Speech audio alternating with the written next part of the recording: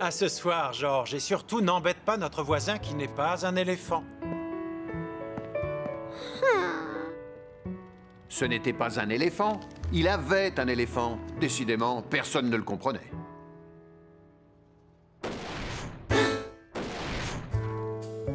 Le bruit recommençait. L'éléphant devait être de sortie. Non, c'était les travaux, juste en face du centre commercial.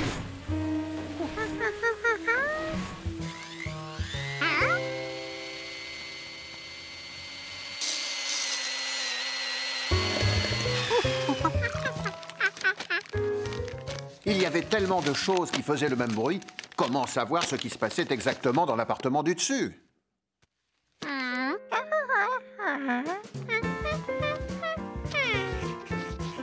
Georges décida de mener son enquête pour en avoir le cœur net.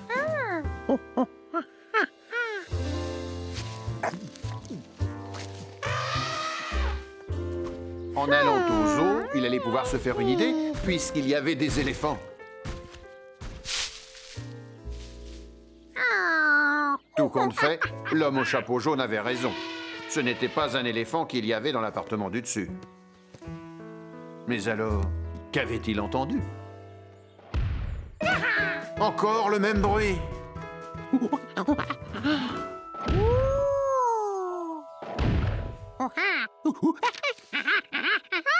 Donc, d'après toi, notre voisin aurait adopté une tortue des Galapagos qui emballerait des cadeaux et qui presserait des carottes?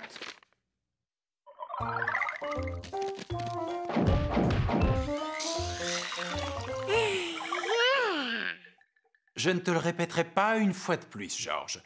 Le voisin du dessus n'a...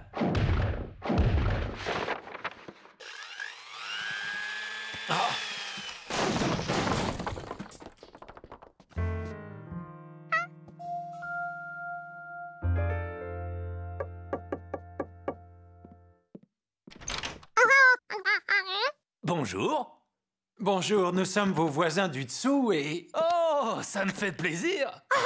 Oh. Georges!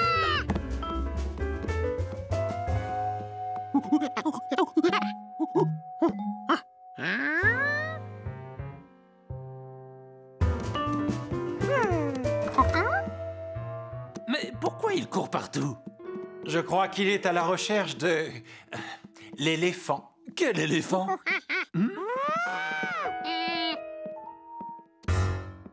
Oh, il vous explique qu'on a entendu de gros bruits venant de chez vous.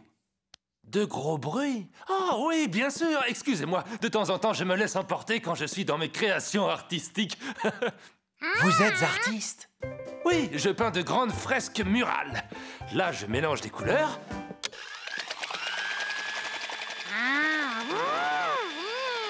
Et j'utilise ce gros tampon que j'ai fabriqué moi-même.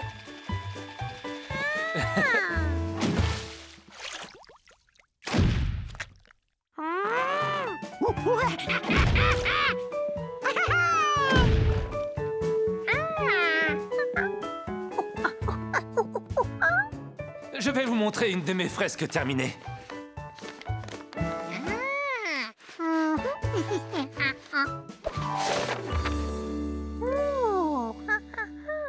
Oh! Et on a également entendu comme un sac de cailloux qui tombait par terre. Vous utilisez des cailloux pour peindre? Non. Oh, c'est sûrement quand mon sac de commission est tombé.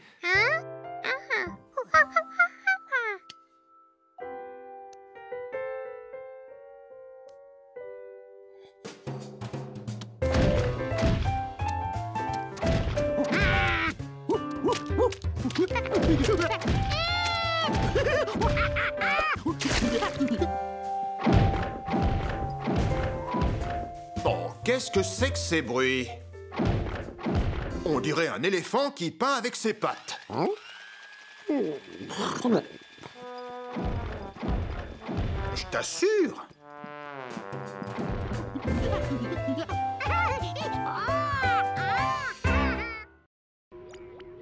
Pauvre Georges.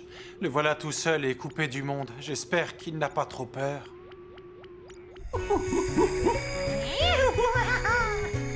Jamais il n'avait réussi à faire tourner une toupie aussi longtemps. Qu'est-ce qu'il s'amusait bien dans l'espace.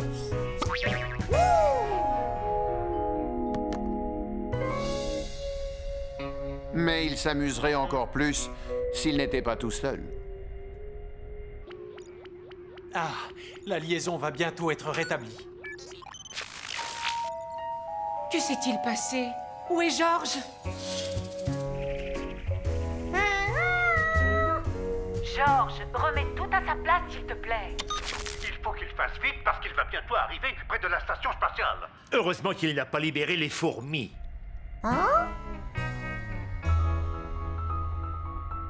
Si jamais elles trouvent la nourriture, alors elles vont tout dévorer.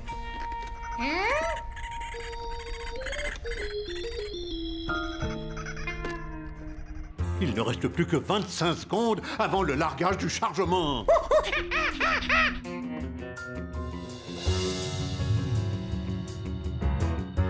Il ne te reste que 20 secondes pour tout remettre en place.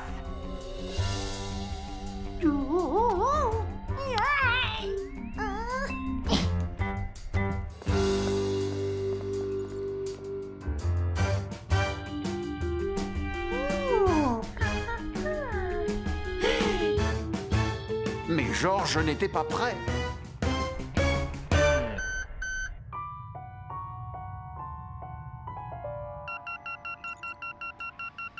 Pourvu qu'il réussisse au prochain passage. Georges, il te reste encore une chance. Ensuite, quoi qu'il arrive, nous devrons te ramener sur Terre. Nous avons de plus en plus faim.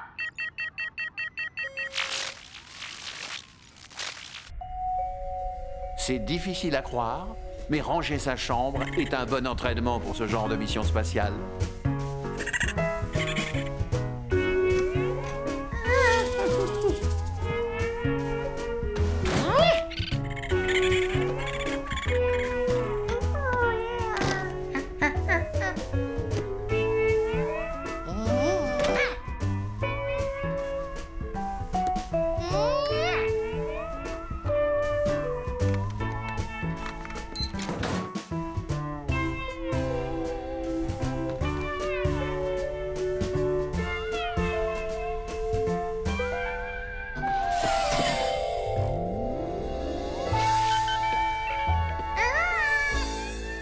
Il a l'air d'être prêt. Georges, es-tu prêt à larguer cette fois? Formidable. Je te dirai à quel moment. Nous n'aurions peut-être pas dû confier cette mission à un singe. Vas-y, appuie sur les touches.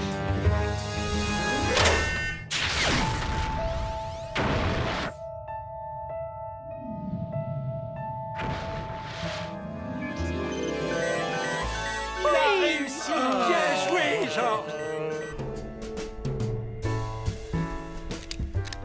Merci beaucoup.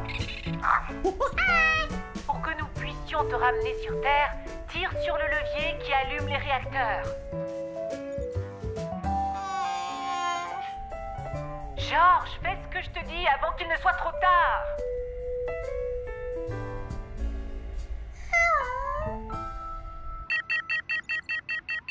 Qu'est-ce qui arrivera s'il ne tire pas le levier à temps? Il se posera n'importe où, au sommet d'une montagne, au pôle Nord. Georges, tire sur le levier!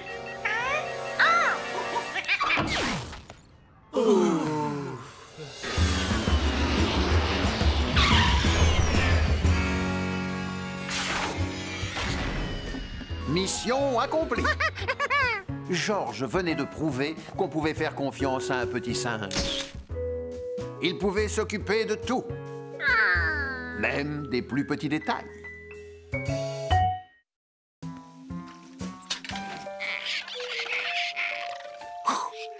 Georges avait ouvert beaucoup de portes, mais aucune ne conduisait vers la sortie. Zut, il avait oublié de la refermer. Revenez! Vous n'avez pas le droit de sortir! Mais où était-il passé? Il n'y avait pas que l'enclos des pingouins qu'il avait laissé ouvert.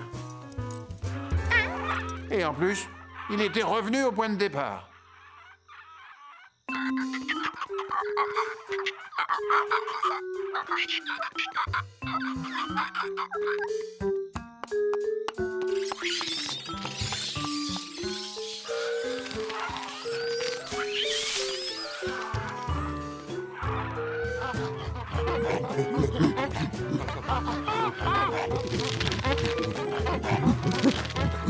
Pour une fois que les animaux étaient tous ensemble, ils pouvaient bien les laisser. Oui, mais leur cri allait réveiller le bébé panda.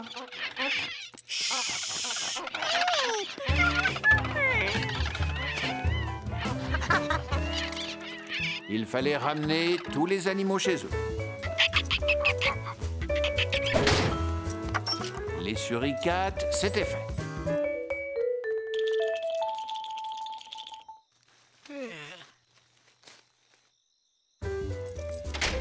Et voilà, il avait mis du temps, mais il avait fini par y arriver.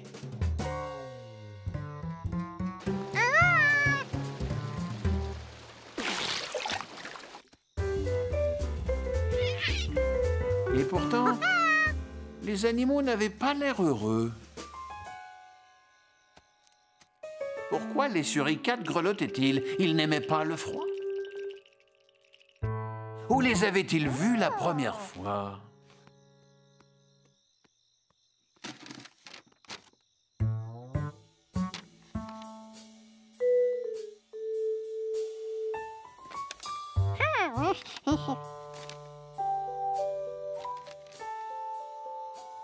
Il n'y avait pas que l'enclos du panda qui était indiqué sur ce plan.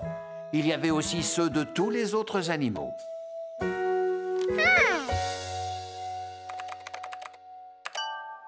Oh, c'est le site internet que Georges a visité. Mais au fait, où est-il? Le zoo a dû fermer depuis plus d'une heure. Oh. Georges!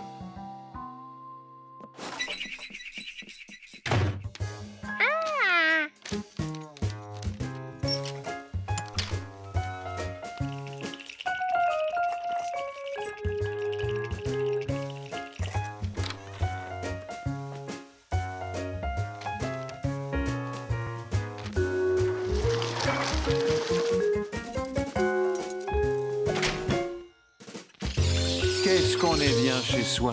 Ce ne sont pas les pingouins qui diront le contraire, ni les orang-outans.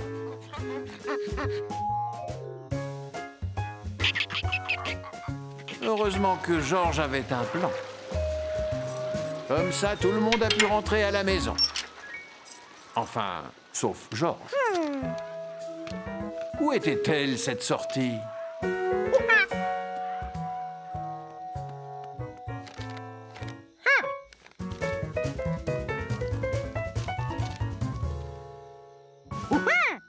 Sans plan, Georges n'aurait pas vu le bébé panda, ni trouvé la sortie. Georges, est-ce que tu es là? C'était son ami, l'homme au chapeau jaune. Mais à crier comme ça, il allait réveiller tous les animaux. Dépêche-toi de sortir, tu sais l'heure qu'il est?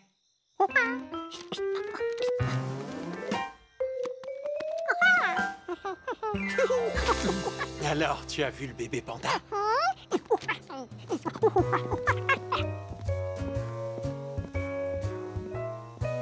L'orang-outan regardait s'éloigner le chimpanzé, qui allait se régaler pour son dîner.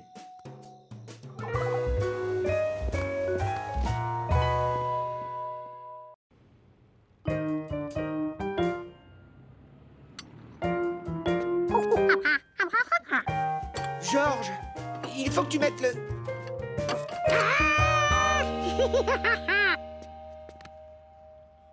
Oui, c'est exactement ce que je voulais te dire.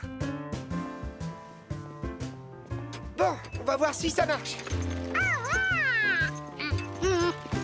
Hey impeccable.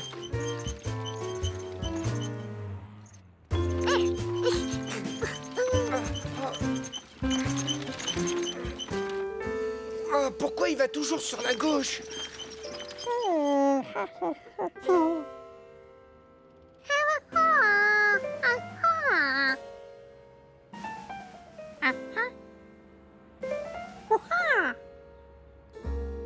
Ah, je vois. En fait, il nous faudrait une roue qui soit exactement de la même taille que les autres, c'est ça?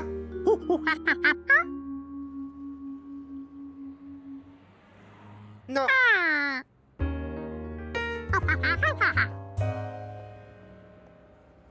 Non.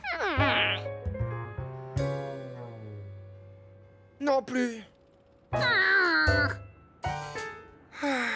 Tu veux que je te dise? Si j'avais retenu le chariot, il n'aurait pas dévalé la pente et il n'aurait pas fini sa course contre un arbre. Jamais on ne réussira à trouver une roue exactement pareille. Il faudrait qu'on puisse agrandir celle-là ou bien rétrécir les autres. Bon, il ne me reste plus qu'à appeler tante Margaret.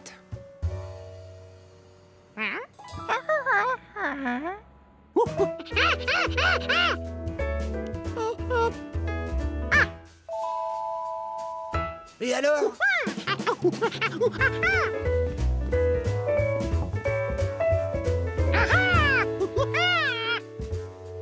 T'en as essayé une, rappelle-toi. Tu vois bien qu'il n'en reste que 3.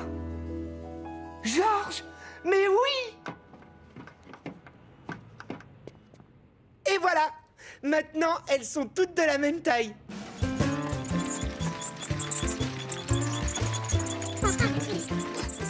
Heureusement que tu étais là. Je sais pas ce que j'aurais fait sans toi. Salut! Oh. Alors comme ça, Georges, tu aides Steve à transporter mon chariot? Écoute, Betty, je vais tout expliquer. Voilà, j'ai eu la mauvaise idée de... Enfin, j'ai pensé que si... Oh, une minute.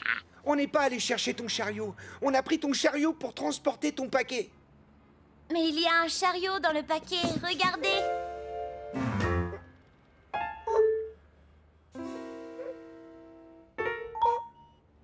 Tante Margaret m'en a acheté un nouveau parce que le vieux n'arrête pas de perdre ses roues. Qu'est-ce que vous avez? Il est trop bien. Georges, pour te remercier d'avoir aidé mon frère à le transporter, je voudrais te donner le vieux en cadeau. Oh, c'est dommage qu'on n'ait pas retrouvé cette roue, parce que celles-là, elles vont pas tenir longtemps. Venez, on va s'acheter une bonne glace. D'accord. Oh, elle a pas pu se volatiliser. Il y a vraiment des choses qui s'expliquent jamais.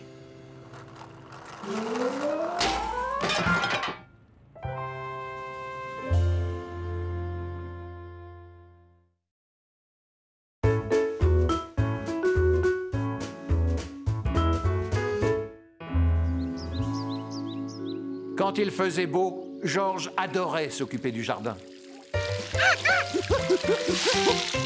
Ça devrait ramollir la terre. Maintenant, à toi de jouer.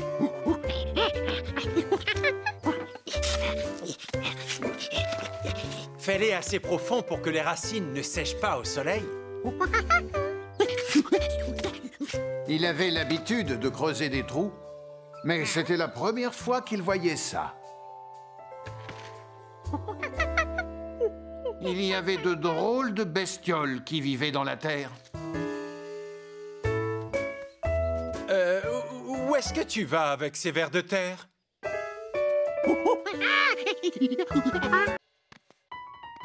Georges, si tu veux, tu pourrais faire la même chose que nous pour un exercice qui ne demande pas d'entraînement. Distribue ses prospectus de publicité à tout le monde. Moi, c'est comme ça que j'ai commencé. À plus tard, travaille bien. Ah, tchoum. Oh, les chats.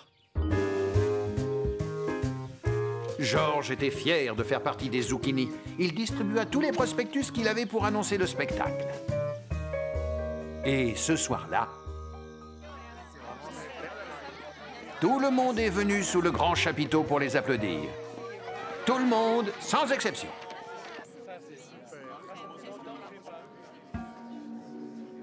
Gnocchi ne voulait pas rater ça, lui non plus. Il s'était trouvé une place de choix où il ne gênerait personne. Là-haut, il serait tranquille.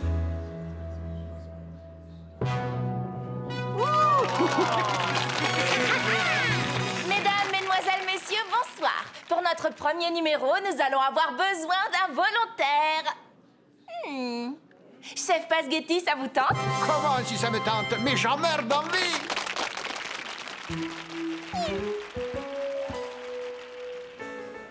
Ne vous inquiétez de rien, détendez-vous, on s'occupe du reste. Mon rêve devient réalité, En c'est avant. trop beau! Gnocchi avait l'habitude de courir vers lui dès qu'il voyait son maître. Pourquoi en aurait-il été autrement aujourd'hui? Un chat? Mais qu'est-ce qu'il fait là? Oh, c'est Gnocchi! Léo! Non, non, tu ne vas pas éternuer! Pas me retenir. Regarde, Gnocchi fait partie du numéro. Georges comprit tout de suite le danger. Léo, vas-y, recoule doucement et ça ira. Non, je peux pas revenir en arrière.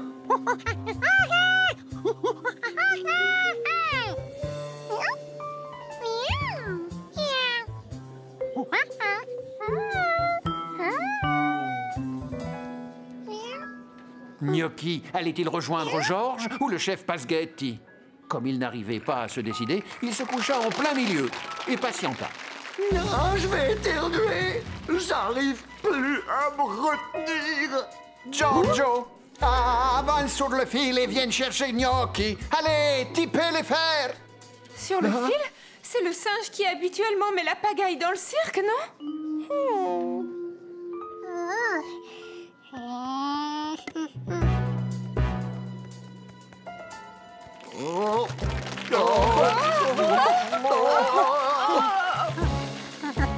Gnocchi, sois gentil, retourne avec Giorgio.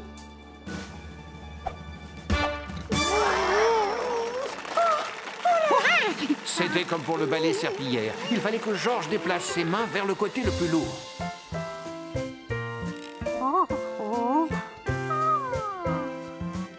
Quel cachotier! Maintenant, je comprends où il était. Il devait s'entraîner ici pour le spectacle.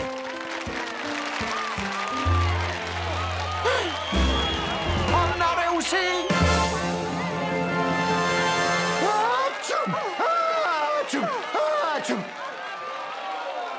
Après une bonne séance d'éternuement, le spectacle reprit de plus belle.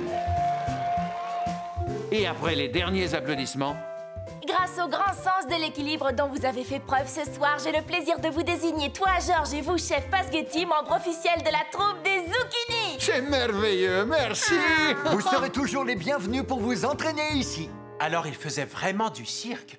Oh, heureusement que je n'en ai rien su, sinon je me serais trop inquiété. Vous n'avez aucun souci à vous faire. Georges est naturellement doué.